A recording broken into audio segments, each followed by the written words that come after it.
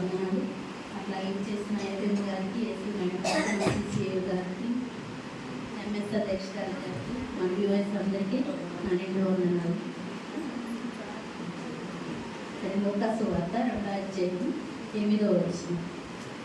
ఆ దేశంలో కొందరు గొర్రెల కాపర్లు పొలంలో ఉండి రాత్రి వేళ తమ మందను కాచుకునిచుండగా ప్రభుదూత వారి యొద్దకు వచ్చి నిలిచెను. ప్రభు మహిమ వారి చుట్టూ ప్రకాశించినందున వారు మిక్కిలి భయపడి, అయితే ఆ దూత భయపడకూడి, ఇదిగో ప్రజలందరికీ కలగబో మహా సంతోషకరమైన సువార్తమానము నేను మీకు తెలియజేయుచున్నాను. దావీదు పట్టణమందు నేడు రక్షకుడు మీ కొరకు పుట్టి ఉన్నాడు. ఈయన ప్రభు అయిన క్రీస్తు. దానికి ఇదే మీ కానవారు.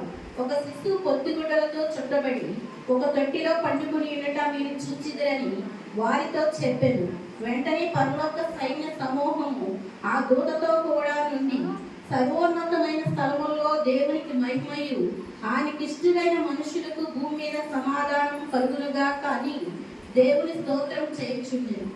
చిన్న మాట.